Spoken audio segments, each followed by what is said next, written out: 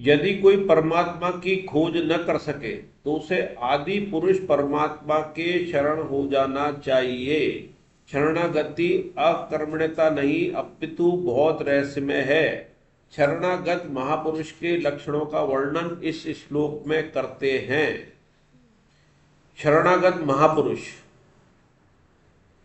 तो क्या लिखा है कि यदि कोई परमात्मा की खोज न कर सके तो उसे आदि पुरुष परमात्मा के शरण हो जाना चाहिए। तो आदि पुरुष परमात्मा है, संतजन जो भगवान के नजदीक है। आदि पुरुष परमात्मा तो परमात्मा की ही है ये। जो परमात्मा की खोज न कर सके तो आदि पुरुष परमात्मा के ही शरण हो जाना चाहिए।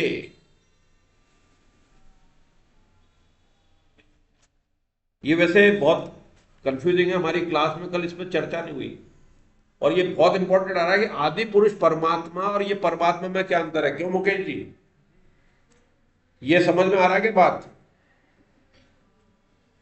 आदि पुरुष परमात्मा और परमात्मा, क्या आत्मा परमात्मा की खोज ना कर सके और उसे आदि पुरुष परमात्मा के शरण हो जाना चाहिए।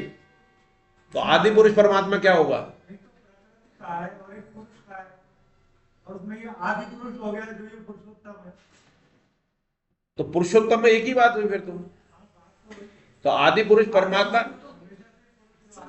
हाँ, तो जो पुरुष आदि है तो वही तो पुरुषोत्तम है। बिल्कुल बिल्कुल क्लियर हो गया सबको? हैं? क्यों? कोई परमात्मा की खोज नहीं कर सके, हमें नहीं दिख रहा, तो शायद ये निर्विकार, ये उसकी बात हो रही है, निराकार की बात हो रही है, उसकी न कर चुके। तो आदि पुरुष जो भगवान कह रहे हैं ना, मैं, वो कौन कह रहा है? कृष्ण कह रहे हैं कि मैं हूं, तो वो सगुण साकार की है। तो तू उसकी खोज न कर सके, निराकार की न कर सके, तो ये बात निकल के आ रही है अपने सामूहिक डिस्कशन से। हालांकि व्याख्या में नहीं है ये बात, या तो वो ये मान के चल रहे हैं कि हमें पता होगी कि आपके परमात्मा मतलब निराकार भी तो परमात्मा है ना। तो यदि कोई परमात्मा की उस निराकार की खोज न कर सके तो उसे आदि पुरुष परमात्मा के शरण हो जाना चाहिए। भगवान ने क्या कहा है कि मैं उससे अतीत हूं और उससे उत्तम हूं। और आदि हो गया ना, आदि मतलब जिसका कोई शुरुआत ही नहीं है, आदि की बात नहीं, अंत तो ही नहीं भगवान का। तो आदि शुरुआत है क्या भगवान की? में पता पड़ रही है क्या? लेकिन वो कौन है? आदि पुरुष, पुरुष रूप में कौन है? भगवान कृष्ण। तो उसके शरण हो जाना चाहिए, भगवान अपने लिए कह रहे हैं। इसलिए इस शास्त्र को शास्त्र का है कि शास्त्र में क्या होता है कि शब्द तो जो है वो पूरे एक वो लेसन बन रहे हैं, शब्द लेसन बन रहे हैं, और लेसन शास्त्र तभी बनेगा कि एक एक शब्द जो है इसका एक लेसन बन रहा है, एक एक पेज बन रहा है वो। तो उस पर आदि पुरुष परमात्मा के शरण हो जाना चाहिए। शरणागति अक्रमण्यता नहीं अपितु बहुत रहस्य में। और एक बात और है, शरणागति सगुण में तो होगी,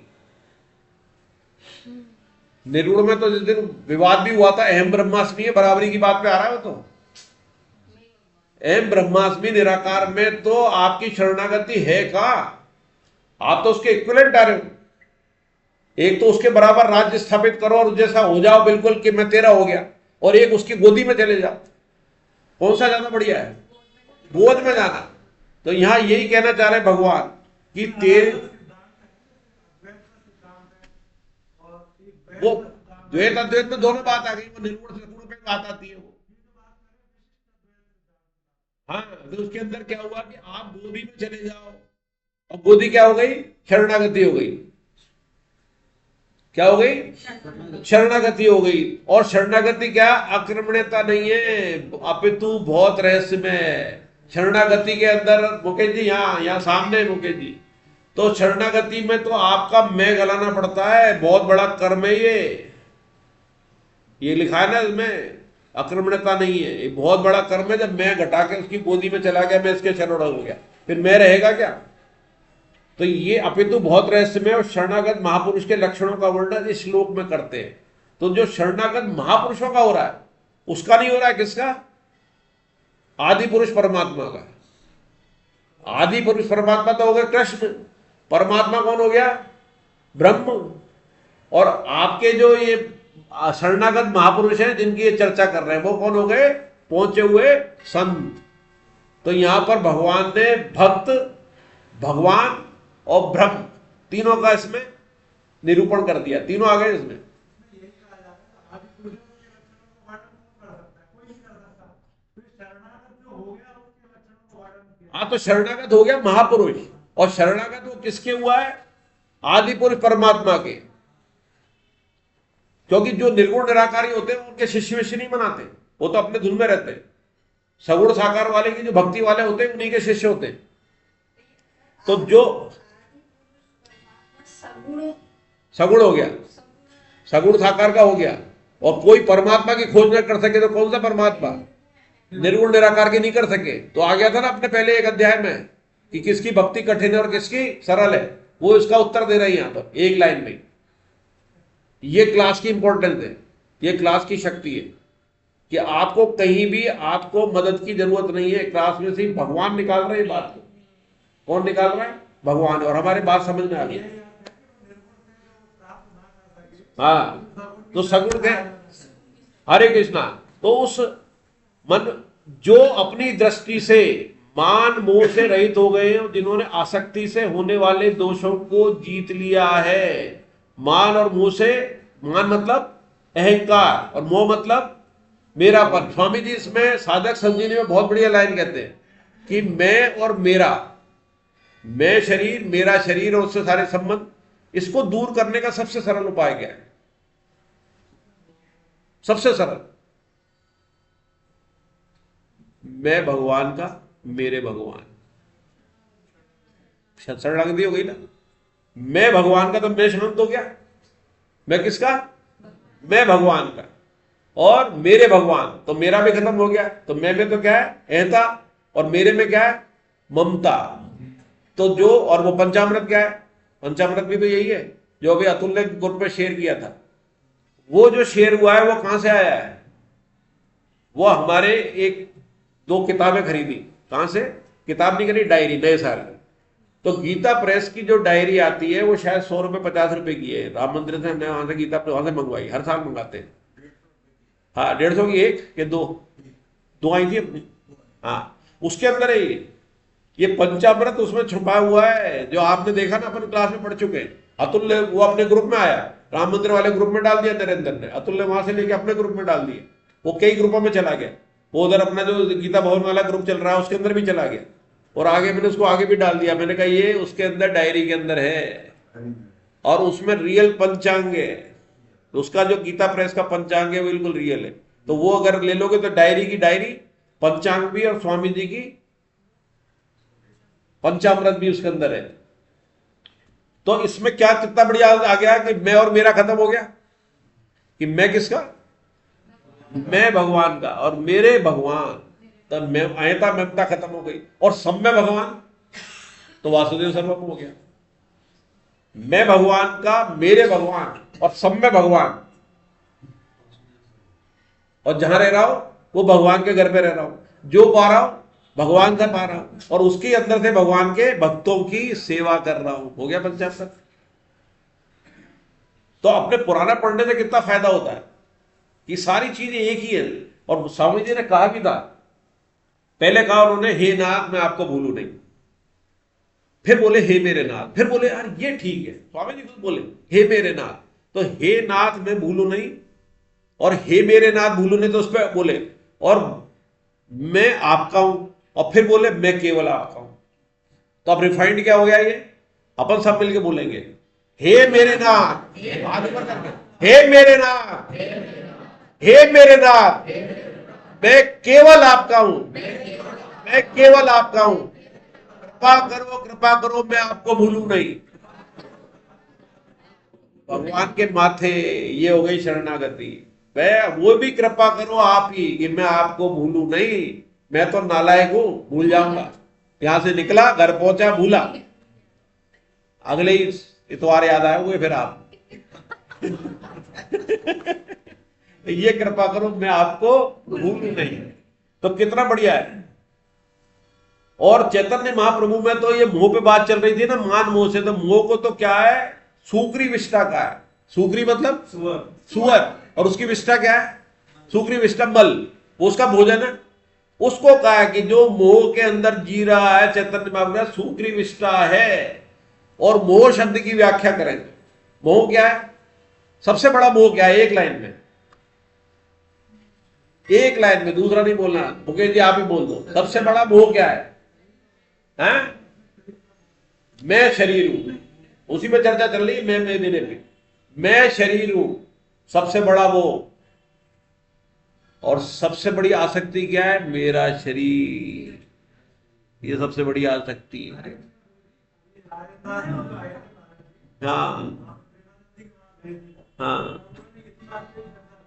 हाँ कर्म योग, ज्ञान योग और भक्ति योग अंतर क्या है? ज्ञान योग में भी मैं पर का जब तक त्याग नहीं होगा सिद्धि प्राप्त नहीं होगी। कर्म योग में भी जब तक मैं पर का त्याग नहीं होगा तब तक सिद्धि नहीं होती। लेकिन भक्ति योग में मैं पर का त्याग करना ही नहीं है। है ही नहीं ना। मैं तो उसमें मैं पर को बढ़ाना है। मैं पर किसका? मेरा भगवान मेरा। हाँ, मेरा, मेरे के अहता कौन सी बढ़ा रही है? वही तो अपन ने अभी बात की कि मैं भगवान का, मेरा भगवान। तो मैं और मेरे में क्या है? मैं मेरे भगवान में भक्ति तो है, वही शरणागति है।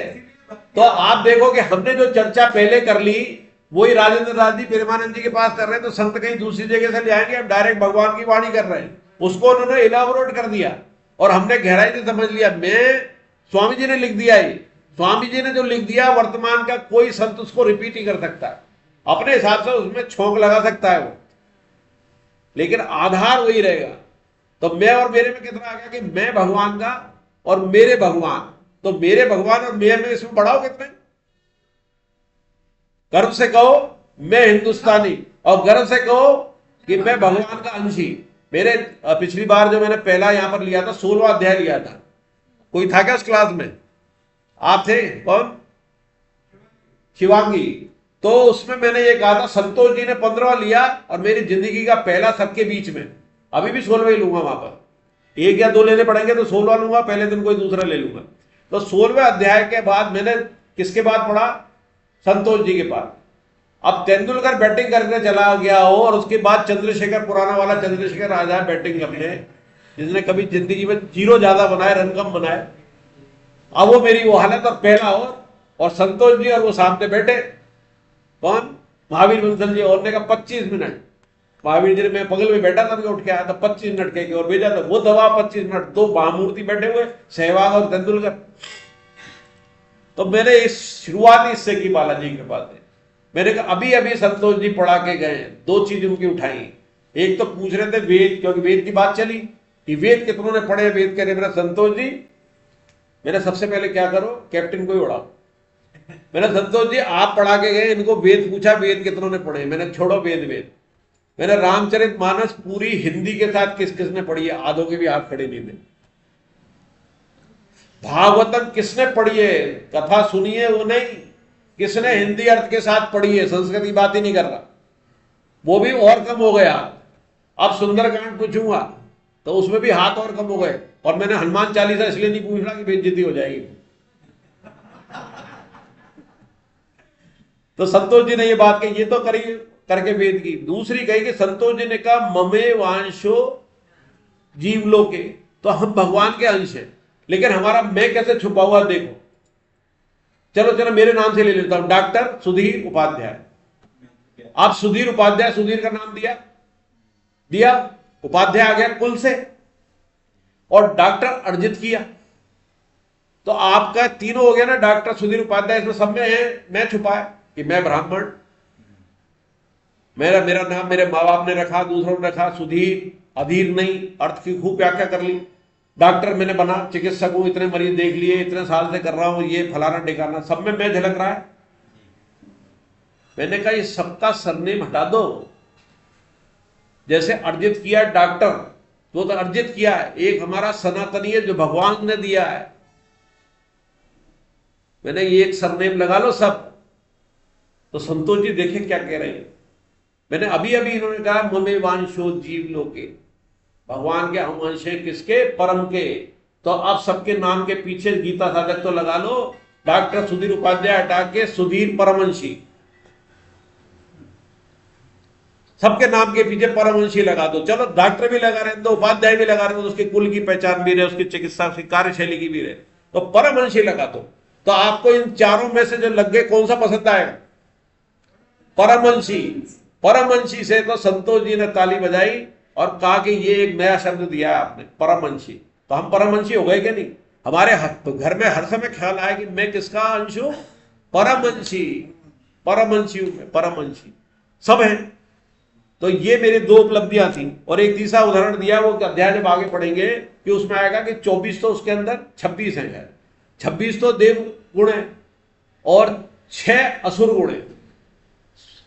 वह जो 16 अध्याय है ना, तो उसमें देवासुर संपत्ति हो, देव संपत्ति तो 26 है और असुर है। तो वो भगवान ये कहते हैं कि ये 6 पे ज्यादा जोड़ दिया है, 3 श्लोक में तो देव वाली 26 खत्म कर दी है। तो बोले ये 6 हटा ले, ये 26 तो अपने आप हो जाएगी। और हम जिंदगी भर हम क्या बच्चे को पढ़ाते हैं? ईमानदार रहना, क्रोध नहीं करना, वो 26 पढ़ाते रहते हैं और वो 26 तो ढंग से पढ़ता नहीं है, वातावरण में 6 सीख जाता है। और स्वामी जी ये कह रहे हैं, भगवान ये कह रहे हैं यार तू ये 6 हटा ले, ये तो अंदर बैठी हुई है सारी, उसमें सब आएगी, अदोष अधिष्ठा अभेता सब आ जाएगी। तो वो 6 हटानी है, उसमें घमंड वमंड सब आ गया 6 में, दूसरे को सताना नहीं करके। वो जब आगे पढ़ेंगे अगला अध्याय आ ही रहा हूं। तो ये बात होती है। तो एक उदाहरण उसी समय बना मैंने, ये उसी तरह है कि आपका एक कोई कंगन पुराना, आज से 4-5 पीढ़ी पहले, खानदानी आदमी हो, आपके घर में है पुराना मकान, वो जो जहां लोहे के सामान रखे रहते थे, बर्तन रहते थे, बर्तन ठाले जो बेकार हो गए, आपने डाल दिए कबाड़े में, और उसके साथ एक वो सोने का कंगन भी पड़ गया। वो लोहे के बीच में रह रह के, जैसे कहानी आती है ना, शेर का बच्चा भी बकरी हो गया, बकरी जैसा वो कहानी है उसमें। तो वो कंगन पे क्या हो गया? लोहे जैसे ही असर आ गया, उसमें भी काली जमी, उसमें भी कालापन आ गया, नीलापन भी आ गया, उसमें भी आ गया। अब वो है तो कंगन, अब ये पता पड़ गया ये कंगन है, हमें पता पड़ गया। अब उस पर क्या करेंगे हम? अब उस पर पॉलिश करेंगे ना सोने की, सोना चढ़ाएंगे ना उसके ऊपर, या उसको साफ करेंगे? तो वो 6 हटा दो। पर हम क्या कर रहे हैं? वो मैल तो चढ़ा हुआ है पूरा, उसी को पॉलिश करने में लग रहा है। ले बेटा ईमानदार, एक क्रोध मत करना। अरे वो 6 तो हटा दो पहले, वो तो जाएगा ही नहीं, चिपकेगा ही नहीं। जब पहले के जमाने में याद होगी, जब करते थे, पीतल के बर्तन होते थे, कलई करते थे, तो पहले गर्म करते थे, सफाई करते थे और फिर कलई लगाते थे, तो कलई चढ़ेगी नहीं।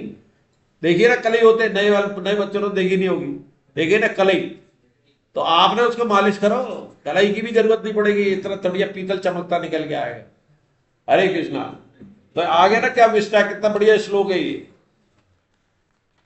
तो ऐसी ऊंची स्थिति वाले सत्वगुण रहित हो गए, वो सुख दुख नाम वाले द्वंद्वों से मुक्त हो गए। ऐसी ऊंची स्थिति वाले मोह रहित साधक भक्त उस अविनाशी परम पद परमात्मा को प्राप्त हो गए। वो अविनाशी और ये आदि पुरुष एक ही है। आगे ना मुकेश जी, इसका उत्तर यहां आ गया। और इसमें एक आता है कि जो द्वंद्व मुक्त होते हैं, द्वंद्व कौन कौन से चलते हैं अपने जीवन में, ये करूं या ना करूं। और सबसे बड़ा द्वंद्व क्या है? अभी जो चल रहा है, गीता साधकों के चल रहा है, ओके, औरों के तो चल ही नहीं रहा। जो सड़क में आवारागर्दी करते घूम रहे हैं या मॉल के अंदर बैठे, उनके तो एक ही है कि ये शरीर को जितना भोग लो, उनके द्वंद्व नहीं है। या जो अतिक्रमण करते हैं संत है, उनके द्वंद्व नहीं है, वो तो आगे परमात्मा के पास। द्वंद्वी हम ही है हमारे लिए श्लोक कि द्वंद्व, तो द्वंद्व क्या है? इधर जाऊं या इधर जाऊं, परमात्मा मिल जाए पर इस शर्त पे, संसार नहीं, संसार न छूटने की शर्त पे परमात्मा मिल रहा हो तो हम सब तैयार हैं, जैसे हैं वैसे। और भगवान ये कह रहा है तो उसको छोड़, मैं तो मिला हुआ हूं। अब है, अरे तो वही लड़ाई तो चल रही है, हम सब उसके पार्ट है। आप पहले आप मिलो, बर्बाद कह रहा तू छोड़, और हम कह रहे यार ये छूटता नहीं है, तेरी माया है उसको। और शंकराचार्य जी आए थे ना एक बार, वासुदेव आनंद जी, वो कह रहे थे यार कि परमात्मा भी तंग आ गया जीव से, कि इतना इंटेलिजेंट बना दिया था, मुझे मेरी बुद्धि से मेरे को मात दे रहा है, इतना इंटेलिजेंट बता दिया कि एक बार तो क्या हुआ कि कोई किस्सा सुनाया, मुझे पूरा ध्यान नहीं है, कि एक दिन के लिए जीव ने कहा यार कि एक दिन के लिए आप बेकार परमात्मा। बोले क्यों? आपका न्याय सही नहीं है।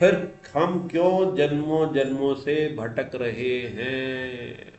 तो क्या बात कहते हैं, उस परम पद को न सूर्य न चंद्र और अग्नि ही प्रकाशित कर सकती है, और जिसको प्राप्त होकर जीव लौटकर संसार में नहीं आते वही मेरा परम धाम है। पहली श्लोक में तो व्याख्या कर दी परम धाम क्या है, कि एक तो पहला तो वहां से जीव लौट कर नहीं आते, और दूसरा क्या है, कौन कौन, सूर्य चंद्र और अग्नि प्रकाशित नहीं कर सकती।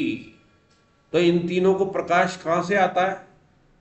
भगवान से आता है, परमात्मा से ही प्रकाश आता है। हमने पढ़ा था ना पहले कि प्रकाश में भगवान से प्रकाश आ रहा है। वो नेत्रों के प्रकाश में पहले बात आई थी कि प्रकाश कहां से आ रहा है।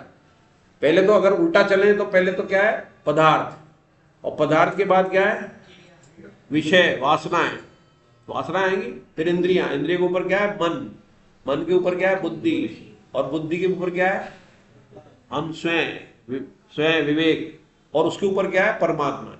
तो ऐसी रोशनी कहां से आ रही है, परमात्मा से।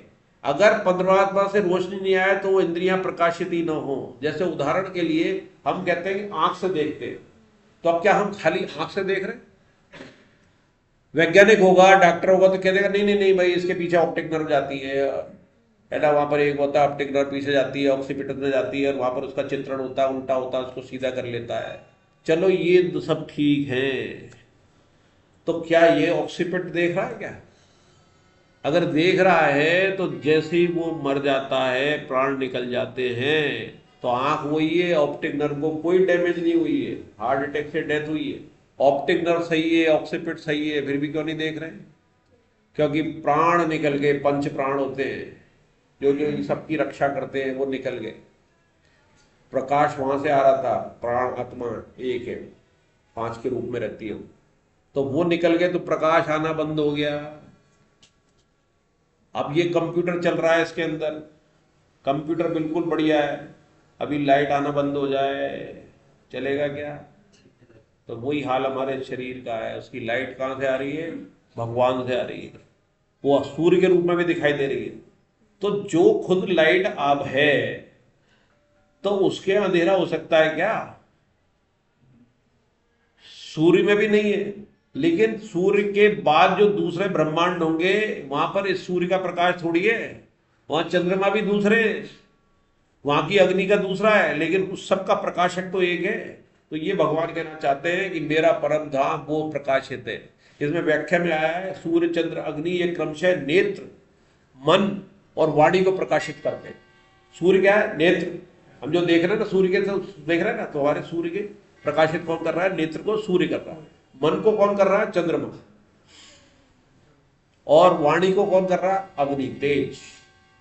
तभी तो गुस्सा भी आ जाता है बहुत तगड़ा, वाणी से तो निकलता है वो गुस्सा, चेहरे से कम निकलता है, वाणी से ज्यादा निकलता है। जो दबा के रखता है वो थोड़ी देर दबा रहेगा, लेकिन निकलेगा फिर वाणी से और मल्टीप्लाई होकर निकलेगा। तो लौट कर वो संसार में उस परम धाम को प्रकाशित करते हैं। तो जो वहां पहुंच जाते हैं उस परम पद को, तो वो लौट के संसार में नहीं आते, वही मेरा परम धाम है। अब अगला श्लोक क्या है कि संसार में जीव बना हुआ आत्मा यानी स्वयं अब खुद मेरा ही सनातन अंश है। कितनी इंपॉर्टेंट लाइन है, सनातन हम धर्म कहते हैं ना, सनातन अंश है। सनातन मतलब जिसका कोई अंत नहीं है, सनातन धर्म भी तो कहलाता है। तो अंश भी कैसा है? सनातन अंश है, जिसका भी आदि अंत नहीं है, सनातन अंश है। परंतु वह प्रकृति में स्थित मन और पांचों इंद्रियों को आकर्षित करता है। मन षष्ठांद्रियाणि प्रकृति स्थाने कर्षति।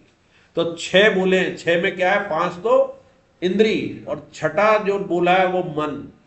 तो इनके कारण वो आकर्षित होता है, इन्हीं से तो सारा खेल है। इंद्रियां अगर बिल्कुल चली जाए तो मन क्या कर लेगा? अगर कोई बच्चा पैदा होता है, वो सुन नहीं सकता, देख नहीं सकता, लखवाए उसके हाथ लगने भी नहीं कर सकता, बोल नहीं सकता, तो मन कुछ कर पाएगा उसका? ये उदाहरण किताब में नहीं है, अभी अभी मन में आ रहा। तो पांचों इंद्रियां भी अगर 0 हो जाएं तो मन कुछ नहीं कर सकता। हम बहुत शक्तिशाली हैं, ट्रंप अगर दक्षिण अफ्रीका के जंगल में आ जाए बिना पहचान के, और वहां कोई दो जने हो, कौन, मोदी और ट्रंप, और कुश्ती हो जाए, कौन जीतेगा? मोदी जीतेगा, उम्र में ज्यादा होगी। तो वो अस्त्री हटा दिए, पांचों इंद्रियां उसकी, तो मन कुछ नहीं कर सकता, इसलिए मन इंपॉर्टेंट है। हालांकि छठे नंबर पे है, लेकिन वो पांचों का इस्तेमाल करता है। तो वो इस्तेमाल जैसे ट्रंप कर रहा है अपनी सेना का, अपने पद का, पैसे का, उसका उपयोग दुरुपयोग कर रहा है, तो वो उसको अपना मान लेता है, उसके साथ संबंध जोड़ लेता। आकर्षित मतलब आकर्षित ही नहीं होता, उसे जोड़ लेता संबंध। इतना तगड़ा आसन है, तादम में इतना तगड़ा हो जाता है उसको। और एक इसमें आता है ममोवांशे अंश में, इसमें केवल हम ईश्वर के अंश हैं। शुरू में तो भगवान ने अपने पिछले अध्याय में कहा था ना, श्लोक में, कि मैं बीज के रूप में प्रकृति में स्थापित होता हूं, प्रकृति योनि है, लेकिन अंश केवल प्रकृति में तो भगवान की है। तो हमारी मां तो है कहने में प्रकृति, और पिताजी कौन है? पिछले अध्याय में पढ़ा था, भगवान, लेकिन अंश में दोनों हैं। प्रकृति का अंश हम में नहीं है। किसमें? हम में, आत्मा में। प्रकृति का अंश किसमें? शरीर में। हमारे अंदर जो आत्मा में अंश है वो किसका है? केवल केवल भगवान का। प्रकृति का अंश नहीं है, भले ही माता के रूप में उस समय कहा है, लेकिन चूंकि प्रकृति भगवान की है, इसलिए भगवान में, हमारे में मिश्रण नहीं है।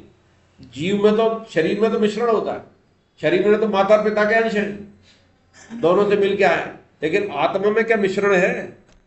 नहीं है, वो शुद्ध है। ये कहना चाह रहे हैं भगवान इसको। और मुक्ति जो अगले में कहते हैं कि परमात्मा मन पांचों इंद्रियों का नाम लेने से तात्पर्य के 6 से जीव बनता है, इन्हें अपना न मानकर संसार की सेवा में लगा दे। इसका उपाय भी बता रहे हैं कि अपना मान लेता है तो फिर बचे कैसे? तो बचे कैसे? इसको अपना न मान के संसार के लिए पैदा हुई है, संसार का तो हिस्सा है। शरीर भी संसार का, पहले के अध्याय में चर्चा हो चुकी है, इंद्रियां भी संसार की। तो हम इसको संसार की सेवा में लगा दें, वहीं से तो मिला है। अगर हमें पैदा नहीं होते, शरीर नहीं मिलता माता के पेट से, तो माता कहां से आई थी? वो भी संसार के शरीर मिला उसको। आत्मा जो थी वो जो है परमात्मा से आई। तो उस शरीर को कहां लगा दें? शरीर को जितनी भी उसकी शरीर के संबंधित चीजें, उसको तो भगवान की प्रकृति में सेवा में लगा दें। प्रकृति की जो चीजें हैं, प्रकृति के जो भी संबंधी हैं, प्रकृति के जीव हैं, उसकी सेवा में। और आत्मा को किसमें लगा दें? भगवान में। वो तो लगी हुई है। अगर आप उसमें लगा देंगे और उससे संबंध विच्छेद कर देंगे, उसमें लगाव नहीं रखेंगे लगाने के बाद भी, तो आप आत्मा, परमात्मा किससे जुड़ेगा? आत्मा किससे जुड़ गई? परमात्मा से। तो ये श्लोक का अर्थ कह रहे हैं। और एक जो लाइन गई है, बिगड़ी जन्म अनेक की, सुधरे अभी आज, इसको स्वामी जी बहुत कहते हैं, अभी सत्संगों में कई बार कहा है।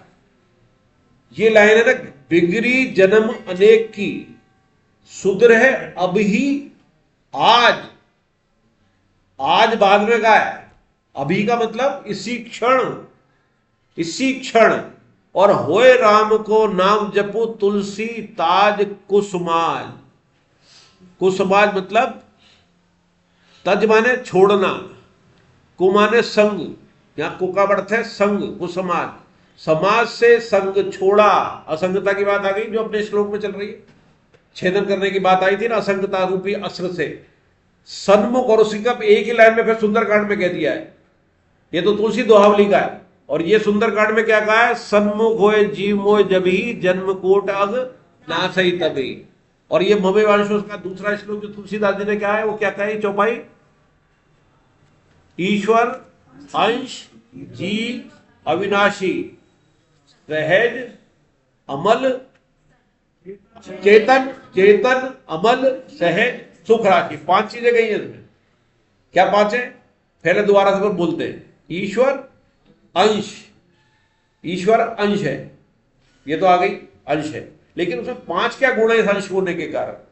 अविनाशी, ईश्वर अंश जीव अविनाशी। एक तो अविनाशी है, दूसरा क्या है? चेतन है। चेतन का मतलब हर समय जागृत है, विवेकशील है, जिसका विवेक है, चेतन है, कभी मरने वाला नहीं है, चैतन्य हर समय। और फिर अमल, मल का मतलब क्या है? मल अशुभ, गंदगी, मल नहीं है, अमल है, शुद्ध है। ये अशुद्धि है ही नहीं इसके अंदर। 24 कैरेट सोना। आभूषण बनाने के लिए थोड़ा सी मिलावट भगवान ने भगवती की और उस आभूषण को अपना मान बैठा, लेकिन जब गल गया उसका अहम तो शुद्ध सोना निकल आया। तो सोने को वापस बनने के लिए तपना पड़ेगा और गलना भी पड़ेगा। तो गलना क्या है? अहम शून्यता। और तपना क्या है? समता।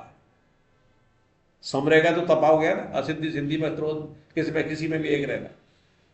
तो गल गया तो पूर्ण फिले 24 कैरेट हो गया, 24 कैरेट हो गया तो फिर सोना ही सोना है। और अमल सहज सहज सहज हर समय अंदर बाहर एक सुख, हर समय आनंद। सुख का मतलब आनंद है, नहीं तो सुख का फिर विलोम हो जाएगा। क्या हो जाएगा? दुख। और आनंद का कोई विलोम है क्या? नहीं है, आनंद का कोई विलोम नहीं है। इसलिए परमात्मा का भी कोई विलोम नहीं है। जब आनंद का नहीं है तो वो तो परम है, तो उसका भी कोई विलोम नहीं है, यानी कि उस जैसा कोई नहीं है। विलोम भी नहीं है, उस जैसा भी नहीं है। और जिसने भी विलोम बनने की कोशिश की, विलोम करते करते भी उसमें लीन हुआ है। हरे कृष्णा। अब ये 8, 9, 10, 11 चार पढ़ लेते लास्ट, जल्दी से पढ़ लो चारों एक साथ। चारों एक साथ दिए इसमें। हरे कृष्णा। हाँ, प्रकृति के साथ संबंध जोड़ने से जीव योनि से दूसरी योनियों में जाते हैं। इसी देहांतरण की प्रक्रिया को दर्शांत सहित वर्णन करते हैं।